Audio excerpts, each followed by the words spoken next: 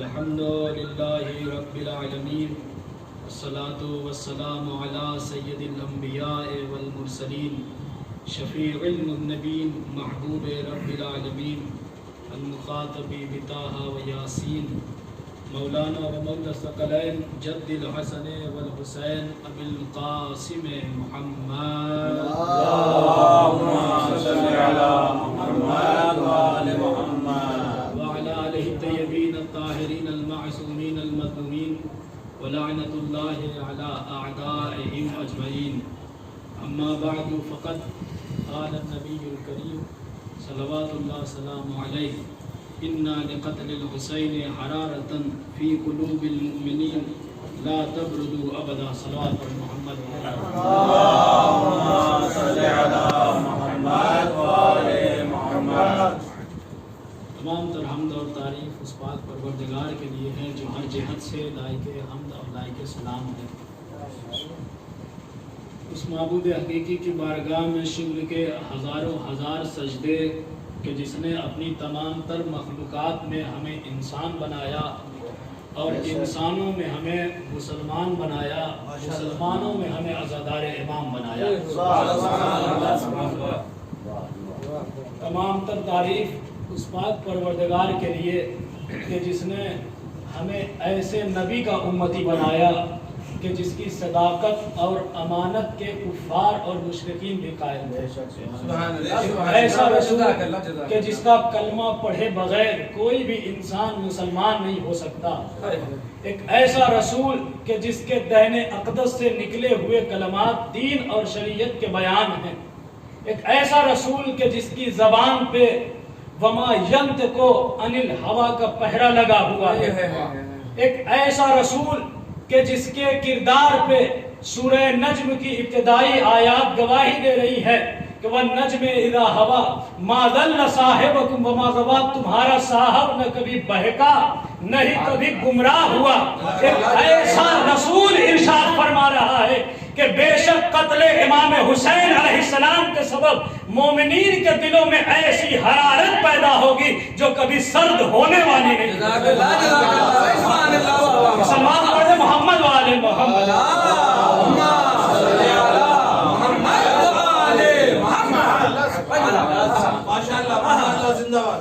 ایسا رسول فرما رہا ہے کہ قتل امام حسین علیہ السلام کے سبب ایسی حرارت مومنین کے دلوں میں پیدا ہوگی جو کبھی بھی سرد نہیں ہو سکتی. دیکھیں دنیا ہے، دنیا میں ہزار طرح کے واقعات ہوتے رہتے ہیں، ہزار طرح کے حادثات ہوتے رہتے ہیں، لیکن واقعات میں اکثر ایسے ہیں کہ جن کی نہ کوئی حیثیت ہوتی ہے نہ ہی اس کا کوئی اثر ہوا کرتا ہے. لیکن اسی دنیا میں کچھ ایسے بھی واقعات رونما ہو چکے کہ جس کو گزرے ہوئے زمانہ ہو گیا، صدیاں بیت گئی، مگر اس کا اثر آج بھی ایسا ہے کہ محسوس ہوتا ہے ابھی جلد ہی کی تو بات ہے. بھائی قربانی حضرت ابراہیم اور اسماعیل علیہ السلام گزرے ہوئے زمانہ ہو گیا، مگر جب حاجی میدان مینا میں پہنچتا ہے اور پہنچ کے قربانی پیش کرتا ہے تو اسے احساس ہوتا ہے کہ یہ ابھی کوئی جلد ہی کا واقعہ ہے.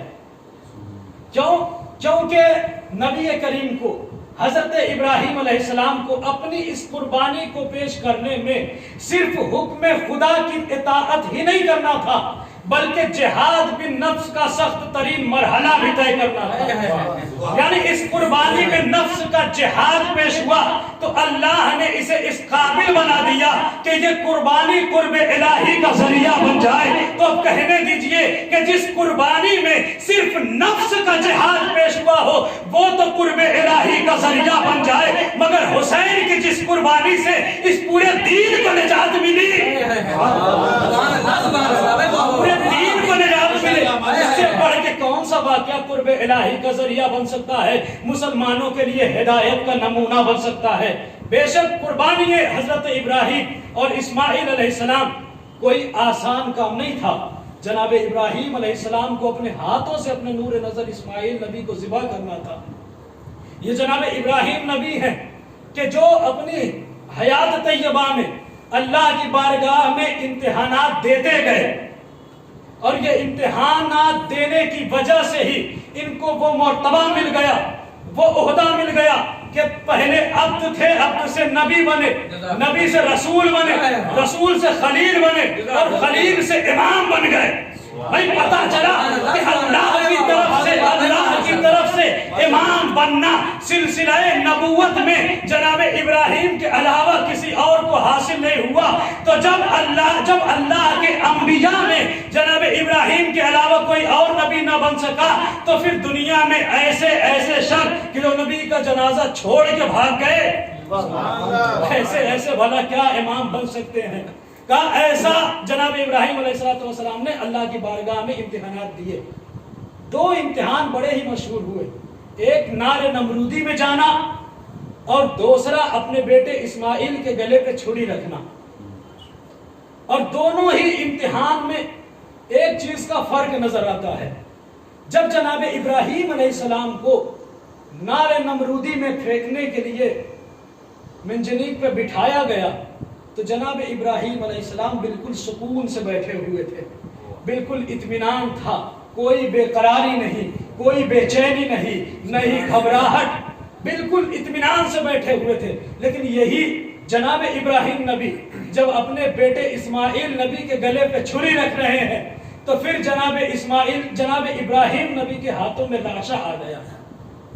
کا کیا وجہ ہے کہ وہ ابراہیم نبی کہ جو آسمان سے بات کرتی ہوئی آگ میں جانے کے وقت بھی بالکل سکون کے ساتھ منجنیق پہ بیٹھے ہوئے تھے، ان کے ہاتھوں میں راشا کیسے آ گیا؟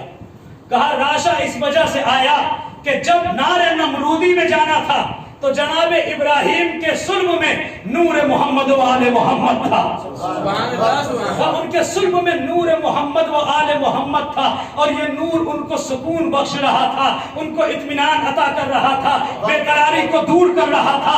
لیکن جب صلب سے یہ نور منتقل ہو کے جناب اسماعیل نبی کے صلب میں آ گیا تو اب یہی ابراہیم نبی ہے مگر ہاتھوں میں راشا آ گیا۔ بھئی بات پتہ چل گئی کہ نور محمد و آل محمد دلوں کو سکون بخشتا ہے، دلوں کو سکون بخشتا ہے۔ اور اگر ہمیں یہ سمجھ میں آ گیا تو پھر یہ بھی بات واضح ہو جائے گی جب ہمارا کوئی عزیز مرتا ہے تو مجلسیں کیوں ہوتی ہے؟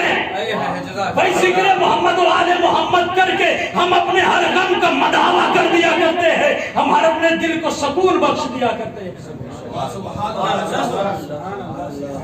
اپنے بیٹے جناب اسماعیل علیہ السلام کو جناب ابراہیم علیہ السلام ذبح کر رہے ہیں، کوئی آسان کام نہیں، مگر اللہ نے جناب اسماعیل علیہ السلام کو بچا دیا۔ کیوں؟ کیونکہ ان کے صلب سے آخری نبی کو بھیجنا تھا، ان کے صلب سے آخری نبی کو بھیجنا تھا۔ اور قرآن نے سند دے دی قد صدقت الرؤیا ابراہیم، تم نے اپنے خواب کو سچ کر دکھایا۔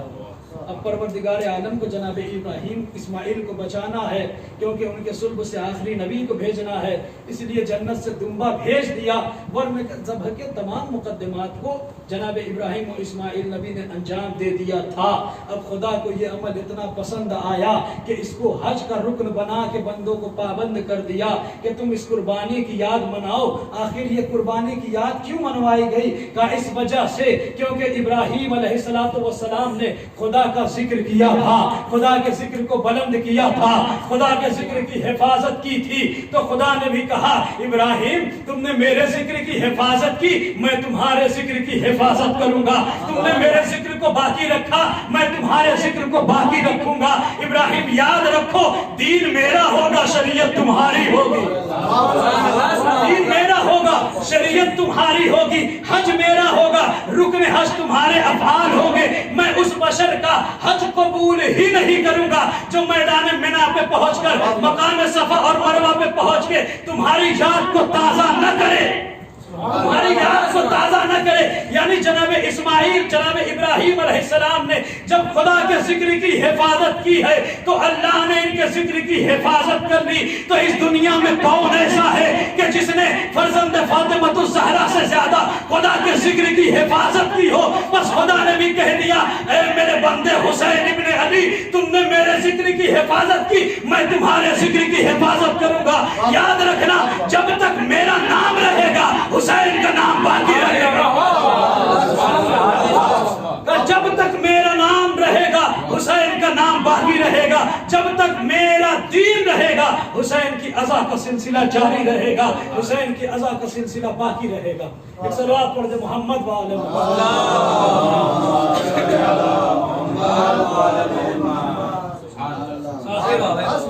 अल्लाह ने जिक्र इमाम हुसैन अलैहिस्सलाम को आज तक क्यों बाकी रखा?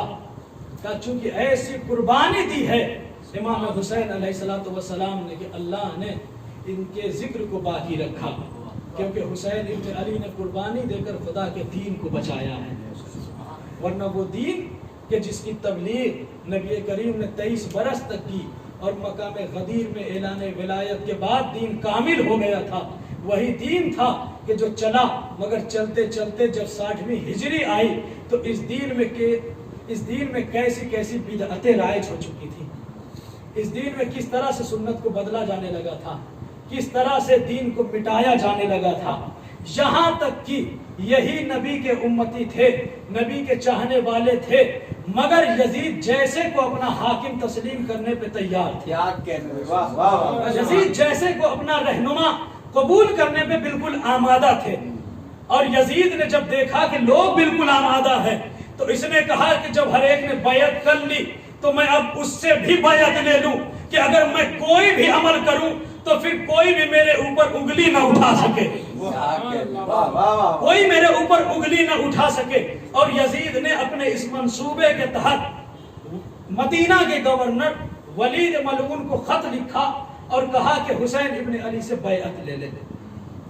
कहा हुसैन इब्न अली से बैयत ले ले।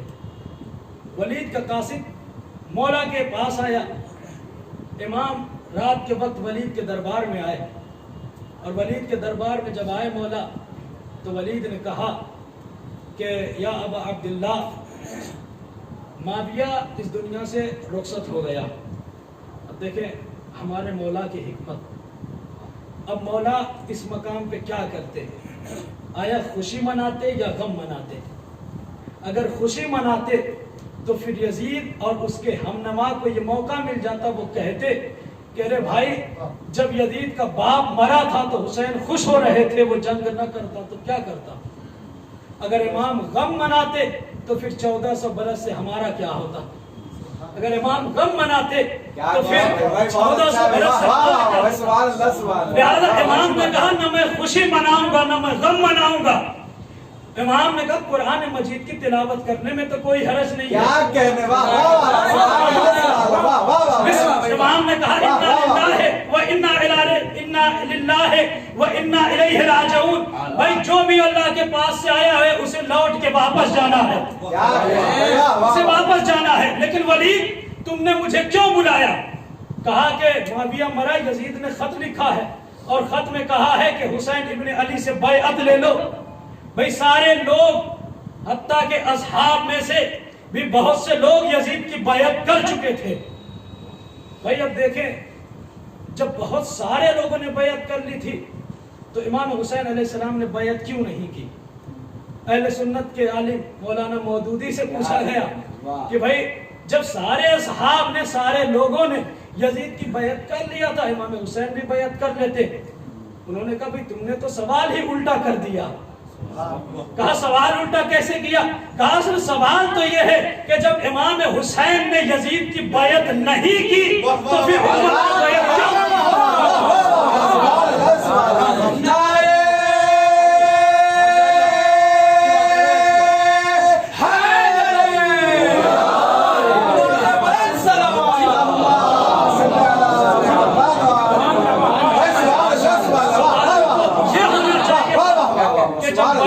हुसैन ने नहीं की तो उम्मत ने बैअत क्यों हुई? बस इमाम ने कहा अच्छा इमाम क्या कहते, रात की तारीकी है, इमाम ये भी कह सकते थे कि मैं कल तुम्हारी यजीद की बैअत करूंगा या कल तुम्हें जवाब दूंगा, तो भी एक तरह से वादा होता। लेकिन इमाम ने अपनी हिकमत से काम लिया। कहा वली बैअत का मामला इतना हल्का तो नहीं है कि रात के सन्नाटे में किया जाए। रात के सन्नाटे में तो बैअत नहीं होगी ना, कल दिन का उजाला होने दे, उम्मत को जमा होने दे, फिर हम देखेंगे कि कौन ज्यादा हक के खिलाफत रखता है, हुसैन या यजीद का हम देखेंगे। इमाम ने रात के वक्त बात को टाला और अपना फरमान सुनाया। फरमान सुनाकर امام واپس چلنا ہی چاہتے تھے کہ ایک مرتبہ مروان ملعون بول اٹھا. مروان ملعون نے ولید سے کہا ولید اگر حسین اس وقت چلے گئے تو پھر دوبارہ ہاتھ نہیں آئیں گے, یا بیعت لے لے یا انہیں قتل کر دے. اب دیکھیں مروان کون تھا؟ کہا مروان ہے مسلمانوں نہیں بلکہ سنیوں کے خلیفہ, تیسرے خلیفہ کا داماد, تیسرے خلیفہ کا ہے داماد. اور ولید کون تھا؟ کہا تیسری خلافت میں مدینے نہیں کوفے کا گورنر کون تھا؟ ولید. اور ولید کا کارنامہ یہ تھا کہ قدامہ کی محبت میں اتنی شراب پی کہ نماز صبح 2 کی جگہ 4 ہو گئی, اور جب 2 کی جگہ نماز 4 ہو گئی اور لوگوں کی شکایتیں خلیفہ کے دربار تک پہنچ گئی. بھئی دیکھیں شکایت بہت بڑی ہو گئی تھی. اچھا اگر یہی شکایتیں بہرحال چھوڑیے, کہا اگر یہی شکایتیں اہل بیت کی ہوتی تو پھر خلافت میں سنوائی تو نہیں ہونے والی تھی اگر اہل بیت کی مدد ہوتی, کیونکہ یہ دربار خلافت ایسا تھا کہ جب جناب ابو ذر غفاری اس دربار میں کھڑے تھے اور معاویہ کے زکوٰۃ پر اعتراض کیا, مال پر اعتراض کیا اور اس دربار میں آئے, تیسری خلافت کے دربار میں آئے, تو مروان نے ابو ذر سے کہا تھا ابو ذر تم کون ہو جو اعتراض کر رہے ہو؟ تو ابو ذر نے کہا تھا بس تم یہ سمجھ لو کہ بت کدے میں ابراہیم ہوں. بس یہ سمجھ لو بت کدے میں ابراہیم ہوں. کہا بھئی مسلسل شکایتیں آئی ولید کی, تو مروان نے خلیفہ کی انگوٹھی دی اور حکم نافذ کیا کہ ولید کو معزول کر دیا جائے. ولید معزول ہو گیا. پھر جب خلافت بدلی اور معاویہ کا دور آیا تو یہی ولید اب مدینے کا گورنر بن چکا, اور مروان کی کوئی بھی حصہ داری اس حکومت میں نہ رہی. تو مروان بھی بیچارہ جلا ہوا تھا ولید سے, سوچا میں کچھ نہ کروں تو حسین کے مقابل میں اسے کر دوں. لہٰذا اس نے مشورہ دیا کہ ولید حسین کو یا قتل کر دے یا بیعت لے لے. لیکن اب تک امام ولید کے یزید کے حکم میں ٹال مٹول کر رہے تھے کہ میں بیعت کہ میں مستحق کے خلافت جو ہوگا اس کی امت بیعت کرے گی. لیکن جب مروان نے قتل کی دھمکی دے ڈالی تو اب ایک مرتبہ امامت نے یہ آواز لگائی, اے نیلی آنکھ والی عورت کے بیٹے, تیری مجال جو تو مجھے قتل کرے, تو جھوٹا ہے, تو دھوکے میں ہے. ولید کیا تو نہیں جانتا ہم کون ہیں؟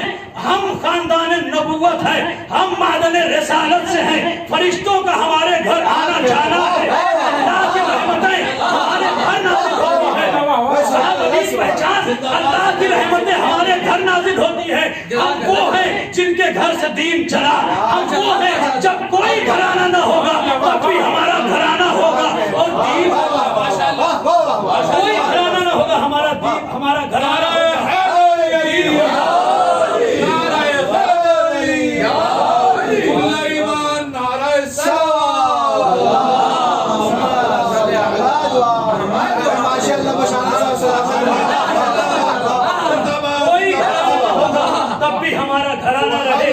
اللہ کا دین رہے گا. ولید جس یزید کی بیعت کی توقع تو مجھ سے کر رہا ہے, تجھے خبر نہیں کہ وہ کون ہے؟ یہ وہی تو ہے جو شراب کو پینے والا ہے, یہ وہی تو ہے جو حلال محمدی کو حرام کرنے والا ہے, یہی تو ہے جس نے رشتوں کے تقدس کو پامال کیا, یہی تو ہے جس نے بدعتیں شروع کی. اس آخر میں جب امام اتنا کلام کر چکے تو اب ایک امام نے ایک ایسا تاریخی جملہ کہا کہ جس جملے نے ماضی کو بھی سمیٹا, حال کو بھی اٹھا لیا, استقبال کو بھی بلا لیا. امام نے کہا مثلی لا یبا یوم مثلا, مجھ جیسا یزید جیسے کی بیعت کبھی نہیں کر سکتا. امام کا یہ جملہ صرف یزید کی بیعت سے انکار نہیں تھا بلکہ ماضی کے حالات کو اکٹھا کیے ہوئے تھا اور سمیٹ کے بتا رہا تھا کہ یاد رکھنا کبھی بھی اہل حق اہل باطل کے سامنے سر کو نہیں جھکاتے, باطل کے آگے سر کو جھکایا نہیں کرتے. نہیں آدم نے ابلیس کے آگے سر کو جھکایا, نہیں ابراہیم نے نمرود کے آگے سر تسلیم کیا, نہیں موسیٰ نے فرعون کے سامنے اپنے سر کو جھکایا. یزید تو چاہتا ہے کہ ہم آ کے تجھ سے مل جائیں، ہم تیری بیعت کریں، کیا تو بھول گیا وہ تیرے ہی تو اجداد تھے جو میرے دادا کے پاس آ کے کہہ رہے تھے اے ابو طالب اپنے بھتیجے محمد سے کہو ہمارے خداؤں کو کچھ نہ کہے، بدلے میں جو چاہتا ہے ہم دیں گے، دولت چاہیے ہم دیں گے، ثروت چاہیے ہم دیں گے، بادشاہ چاہیے ہم دیں گے، کعبہ کی کنجیاں چاہیے ہم دیں گے، مکہ کی حسین و جمیل لڑکی چاہیے ہم انتظام کریں گے۔ اور جب میرے دادا نے میرے نانا رسول اللہ سے کہا کہ کفار قریش نے آ کے یہ حکم دیا ہے آپ کا کیا حکم ہے، تو میرے نانا نے کہا تھا اے چچا جا کے ان کافروں سے کہہ دیجئے اگر میرے سیدھے ہاتھ میں سورج کو رکھ دے اور الٹے ہاتھ میں چاند کو رکھ دے میں وہ کام کرنے سے باز نہیں آؤں گا جو مجھے اللہ نے دیا ہے۔ بھائی ایسا جواب دیا ہے اللہ کے پیارے حبیب نے کہ قدرت بھی اپنے حبیب کے جواب پہ تبسم کے نہ ہوئی اور فرد انبساط میں اس طرح ہم کلام ہوئی، اے میرے حبیب ان کافروں کی مجال جو تیرے ہاتھ پہ سورج رکھے تیرے ہاتھ پہ چاند رکھے یہ کافر کو نہیں رکھ سکتے، مگر میں تم کو اتنی طاقت دے دوں گا انگلی سے اشارہ کرو گے سورج پلٹ کے آئے گا، اشارہ کرو گے چاند دو حصوں میں بڑھ جائے گا۔ بھول گیا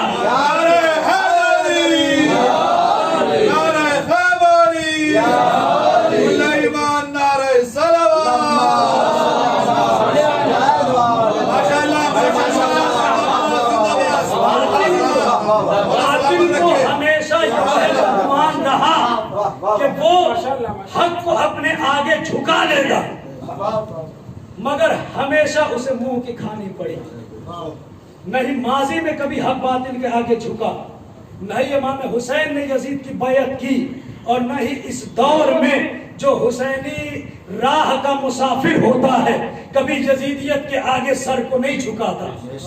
بھئی ہم نے دیکھا کہ جب شہید باقر النمر کو حکومت چاہ رہی تھی کہ جو انہوں نے حق کی صدا کو بلند کیا ہے اسے دبا دیا جائے، اسے بجھا دیا جائے، اسے ختم کر دیا جائے، تو سر دے کے باقر النمر نے دنیا والوں کو بتا دیا اہل حق کے سر کو کاٹ تو سکتے ہو جھکا نہیں سکتے، کاٹ تو سکتے جھکا نہیں سکتے۔ امام نے یزید کی بیعت سے انکار کیا، ولید کے دربار سے واپس آ گئے اور پھر امام حسین نے مدینے کو بھی چھوڑ دیا، اور جب مدینے کو چھوڑا تو شہید مطہری علیہ الرحمہ لکھتے ہیں کہ امام حسین علیہ السلام کے مدینہ سے نکلنے کے بارے میں 3 طرح کے نظریات پائے جاتے ہیں۔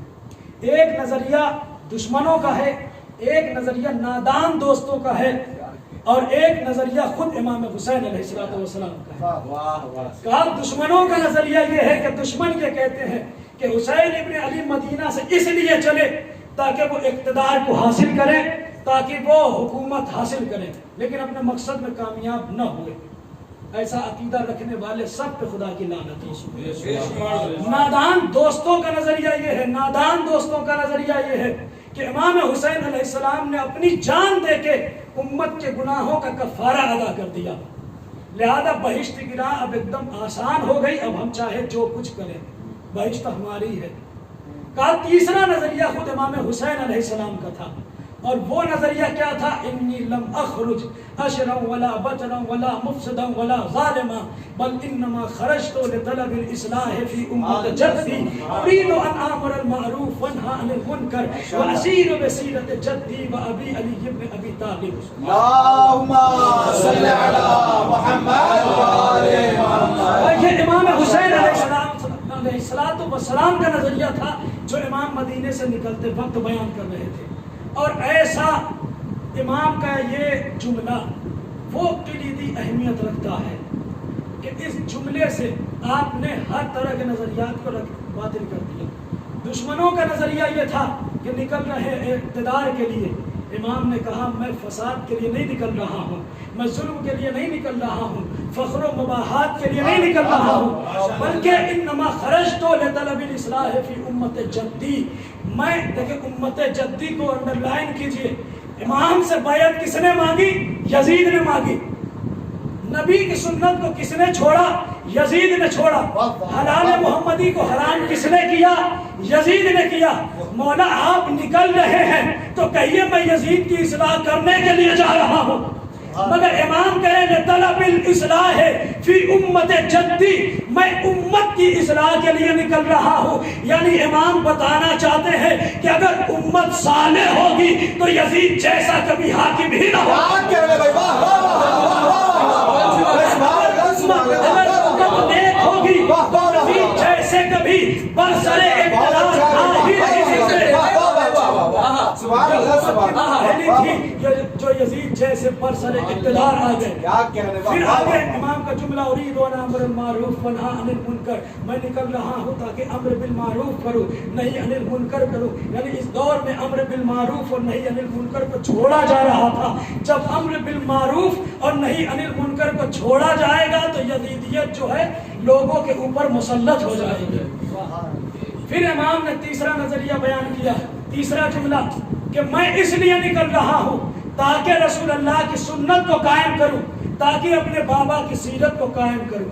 یعنی سیرت نبوی یا کہیے سیرت علوی بھلائی جا رہی تھی, دین کو بدلا جا رہا تھا. کس طرح سے؟ عمرو عاص ملعون نے معاویہ ملعون کو مشورہ دیا کہ معاویہ جہاں تک ہو سکے نسلوں کو علی کے مخالف کر دو. اب نسلیں علی کے مخالف کی جانے لگی. مال معاویہ کا ہوتا, معاویہ کے نام سے بانٹا جاتا, چھینا علی کے نام سے جاتا. بچے اغوا کرتے علی کے نام پہ. لوگوں کو بہکایا جا رہا ہے امیر المومنین کے خلاف. ایک طرف جہاں دولت کے منہ کو کھول دیا گیا تھا, وہیں دوسری طرف جعلی احادیث کو گڑنے کی مشینیں بھی بالکل عروج پہ تھی. اس طرح سے سنتیں بدلی جا رہی تھی, دین میں بگاڑ پیدا کیا جا رہا تھا. لیکن جس کے گھر سے دین چلا تھا وہ بھلا خاموش تو نہیں رہتا. ایک مرتبہ امام نے کہا ہوگا یزید تو چاہتا ہے میرے نانا کے دین کو بدلے. اب دین کا وارث کھڑا ہو گیا. اب یزیدیت کو گھیر کر امام حسین ابن علی نے کربلا کی زمین کا انتخاب کیا, اور جب کربلا کی زمین کا انتخاب کیا تو امام نے ایک ایسی منفرد جنگ کی ہے کہ تاریخ میں ایسی جنگ نظر نہیں آتی. بھائی جنگ وہ ہوتی ہے, جنگ کا فاتح وہ ہوتا ہے جو بڑے لشکر کو لے کے چھوٹے لشکر والوں کو قتل کر دے, انہیں مار ڈالے. مگر امام نے فطرت سے ہٹ کر ایک ایسی جنگ لڑی کہ جس جنگ میں سینوں نے نیزوں کو توڑ کے رکھ دیا. ایسی جنگ لڑی کہ سینوں نے نیزوں کو توڑ دیا, بالوں نے خنجروں کے رخ کو پھیر دیا, بازوؤں نے تلوار کو توڑ کے رکھ دیا. ارے پیاسوں نے پانی کو شکست دے دی اور شکست دے کے بتا دیا یزید یاد رکھنا تم سر کاٹ کے ہار گئے, ہم سر کٹا کے جیت گئے.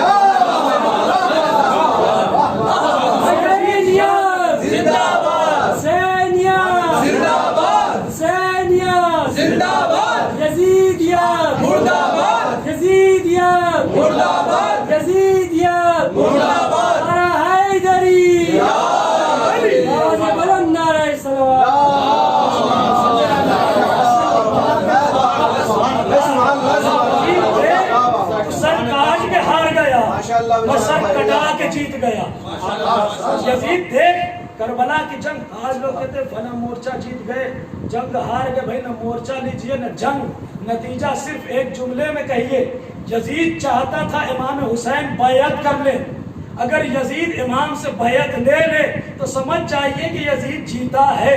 لیکن اگر اس گھر کا چھوٹا سا بچہ بھی گلے پہ تیر کھا کے مسکرا کے کہے بابا آپ جیت گئے, سمجھ جائیے یزیدیت کو شکست ملی ہے. کربلا کے میدان میں حسین ابن علی نے یزیدیت کو اس طرح سے شکست دی کہ یزیدیت کو موت کے کنارے پہ لا کے کھڑا کر دیا. لیکن ابھی بھی ضرورت ہے کہ یزیدیت کو موت کے کنارے سے لعنت کے دلدل میں ڈھکیلا جائے. اور لعنت کے دلدل میں ڈھکیلنے کے لیے اب کون تھا؟ حسین تو شہید ہو چکے. اب کون تھا کہ جو شام کا معرکہ فتح کرتا؟ کربلا تو حسین نے جیت لی, شام کو فتح کرنا باقی تھا. ایک مرتبہ علی کی شیر دل بیٹی زینب علیہ مقام نے اپنی کمر کو تھاما اور کمر کو تھام کے کہا بھیا تیرے ادھورے مقصد کو زینب پورا کرے گی. بھیا کربلا تم نے فتح کیا, شام کو میں فتح کروں گی. اور شام کو فتح کرنے کے لیے اسیروں کا یہ قافلہ چلا اور شام میں پہنچ کے 2 محاذ پہ جنگ کی. ایک محاذ کو سید سجاد نے سنبھالا, ایک محاذ کو زینب علیہ مقام نے سنبھالا. سید سجاد نے جو مقام سنبھالا, سید سجاد نے حسینیت کی فتح کے لیے جس زمین کا انتخاب کیا وہ دمشق کی جامع مسجد تھی. اور ایسی جنگ کی زبان کے ذریعے سے, اپنے خطبے کے ذریعے سے, کہ یزید کے خطیب کو منبر سے ڈانٹ کے اتارا اور خود منبر پر آئے, اور آنے کے بعد یزید کے ظلم کا, ستم کا, یزید کے اہل بیت کے مقابلے میں, اہل بیت کی دشمنی میں لوگوں کو اہل بیت سے دور کرنے کے لیے یزیدیت اور معاویہ نے جو قلعہ بنایا ہوا تھا, بھائی 40-45 برس کی محنت کے بعد یہ قلعہ تیار کیا گیا تھا اہل بیت کے خلاف. کیا کہنا سید سجاد کا کہ جس کے ایک خطبے نے یزیدیت کے قلعے کو زمین دوز کر دیا, یزیدیت کے قلعے کو زمین دوز کر دیا. کیا کہنا سید سجاد کا کہ جنہوں نے اپنے بابا کی سیرت کو اس طرح سے بچایا, نبی کی سنت کو اس طرح سے بچایا کہ تبلیغ تو یہ ہوئی تھی, اور خود یزید کا اعلان بھی یہی ہو رہا تھا کہ نہ وحی آئی نہ قرآن. بھائی ابھی دیکھیں سید سجاد کے آنے سے پہلے یزید کہہ رہا تھا نہ وحی آئی نہ قرآن, نہ وحی آئی نہ قرآن, مگر سجاد کے خطبے کا اثر یہ ہوا کہ یہی یزید کہہ رہا ہے مؤذن اذان دے, مؤذن اذان دے.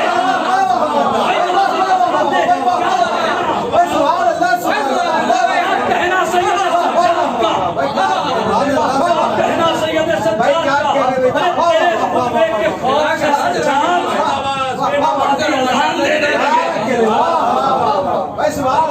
کہنا سید سجاد کا. تو سید سجاد کی گردن میں تھا مگر گلا یزیدیت کا جگڑ دیا. بیڑیاں سجاد کے پیر میں تھی مگر یزیدیت کے پیروں کو ایسے باندھا کہ یزیدیت 2 قدم نہ چل سکی. ایک جنگ فتح کر لی امام حسین نے, ایک جنگ کو فتح کیا سید سجاد نے. بھئی ابھی علی کی شیر دل بیٹی زینب باقی ہے, ابھی یزیدیت کو رسوا کرنا باقی ہے. یزیدیت دربار سجا رہی ہے, ہم انہیں ذلیل کریں گے. یزیدیت سفیر کو بلا رہی ہے, ہم انہیں رسوا کریں گے. لیکن جب علی کی بیٹی زینب کبریٰ دربار میں آئی ہے اور علی کی بیٹی نے اپنے لہجے کی ذوالفقار کو نکالا ہے, تو جب ذوالفقار جلیل لہجے کی تو بھئی یزیدیت لرز رہی ہے, دمشق کا قصر خضرا تھرا رہا ہے, ظالموں کے پاؤں میں کپکپاہٹ آ رہی ہے. ایک مرتبہ علی کی بیٹی نے یزید کو مخاطب کر کے کہا, یزید یاد رکھنا, خدا کی قسم تم مردوں کو ذبح کر کے یہ سمجھ رہا ہے ہماری محبت کو لوگوں کے دلوں سے ختم کر دے گا, ہمارے ذکر کو مٹا لے گا. یزید جو مکاریاں کرنی ہے کر لے, تو ہمارے ذکر کو مٹا نہیں سکتا. ہماری محبت, وہ آخری جملہ ارباب اعضا کا, تو ہماری محبت کو لوگوں کے دلوں میں ختم نہیں کر سکتا.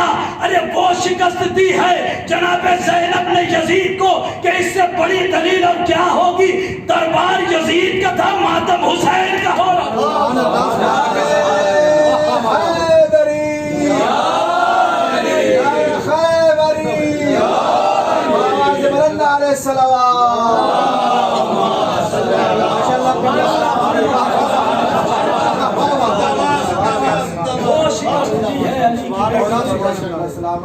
دربار یزید کا ہے.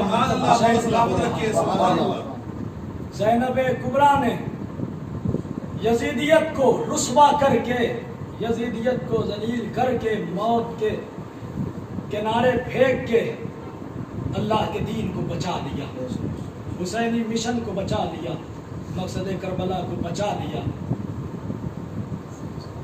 دین تو بچ گیا مگر زینب اجڑ گئی. ارباب اعضا, یہ مجلسیں صرف مجلس نہیں ہیں بلکہ صداقت حضرت محمد مصطفیٰ پہ دلیل ہے. یہ جلوس صرف جلوس نہیں ہے بلکہ حقانیت نبی کریم پہ دلیل ہے کہ نبی کریم آپ نے جو 1400 برس پہلے کہا تھا قتل حسین سے مومنوں کے دلوں میں جو حرارت پیدا ہوگی وہ کبھی سرد نہیں ہوگی. یہ مجلسیں، یہ جلوس، یہ شب بیداریاں، یہ حرارت عشق حسین اسیران کربلا کے عنوان سے یہ خمسہ ہے. ماہ سفر اہل بیت کی اسیری کے ایام ہیں.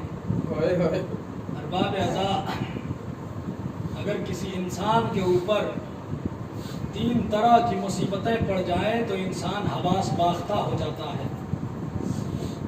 جو ذہن کے ماہرین ہیں وہ کہتے ہیں کہ اگر کسی کے نظروں کے سامنے اس کا جوان بیٹا مر رہا ہو تو پھر اسے ہوش نہیں رہ جاتا.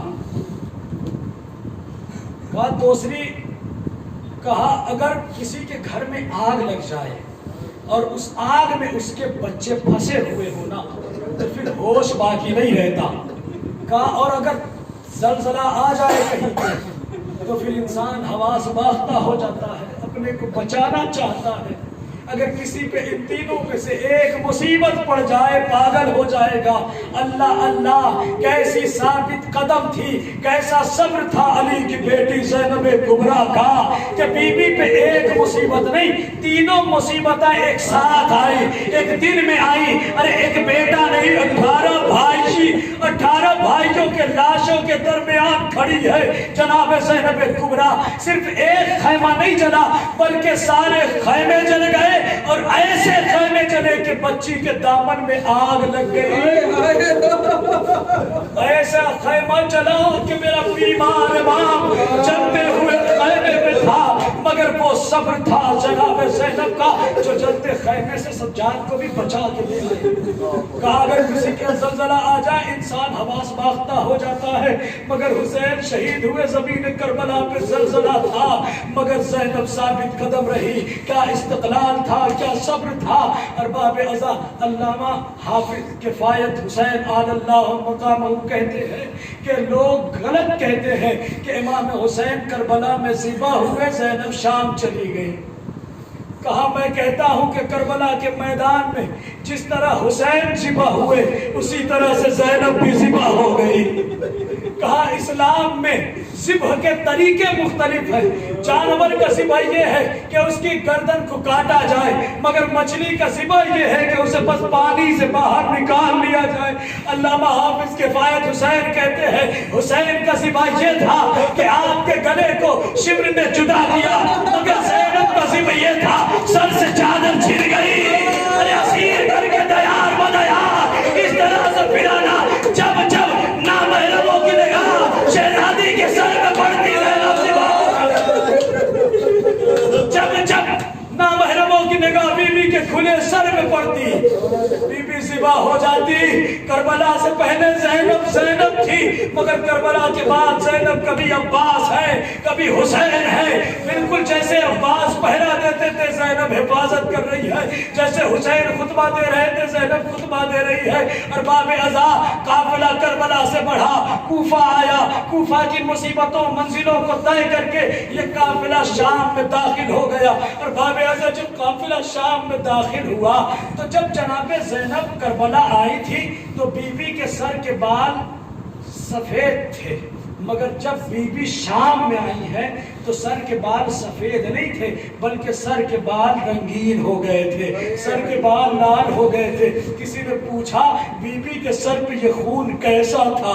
کہا جب کوفہ سے اس قافلے کو اسیر کیا گیا تو طریقہ یہ رکھا گیا کہ ہر بی بی کا ہاتھ پس گردن باندھا گیا اور اسے بے کجاوا اونٹ پہ بٹھایا گیا. اور جب بے کجاوا اونٹ پہ بٹھا کے یہ قافلہ چلا ہے تو عمر صاحب کہتا اونٹ کو دوڑایا جائے. جب اونٹ دوڑتا ماؤں کے ہاتھ بدھے تھے. ارے ماؤں کی گود سے بچے زمین پہ آتے، ماں تڑپ کے کہتی عمر صاحب قافلہ روک دے، مگر ظالم قافلہ نہیں روکتے. ارے کربلا سے بچے چلے تھے، شام آتے آتے صرف چند ہی کیوں رہ گئے. کتنی قبریں ہیں جو کوفہ سے لے کے شام کے راستوں میں بن گئی. اے ارباب عزا، جب جناب زینب نے دیکھ لیا کہ قافلے کو نہیں روکا جا رہا ہے تو بی بی نے ایک دستور بنا لیا، جب جب اونٹ سے کوئی بچہ گرا علی کی بیٹی نے بھی خود کو اونٹ سے گرا دیا. ارباب عزا، ذرا تصور کرو گریا اور بڑھ جائے بندھے ہیں، اونٹ کی پشت ہے. آپ مصائب پڑھتے ہیں نا کہ ایک ذاکر کے خواب میں میرے مولا عباس نے آ کے کہا تھا تو میری مصیبت تو پڑھتا ہی نہیں. کہا مولا میں تو سب پڑھتا ہوں، بازو کا کٹنا پڑھتا ہوں، مشق کا چھدنا پڑھتا ہوں، آپ کے سر پہ گرز کا لگنا پڑھتا ہوں، مولا سب مصیبت پڑھتا ہوں. کہا میری وہ مصیبت کیوں نہیں پڑھتا جب میں گھوڑے سے زمین میں آیا.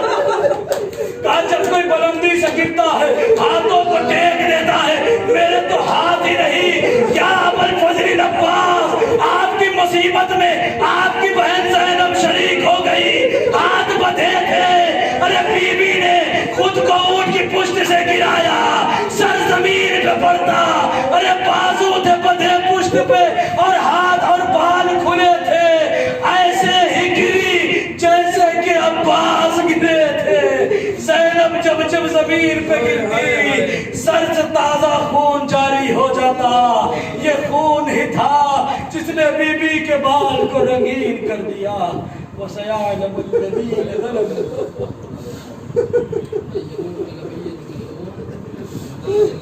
وَإِنَّا إِلَيْهِ رَاجِعُونَ بِذَنبِ قَضَائِهِ وَتَسْلِيمًا لِأَمْرِهِ مَا قَبْلَ السَّلَامِ. Ya Hüseyin, ya Hüseyin, ya Hüseyin, ya Hüseyin, ya Hüseyin.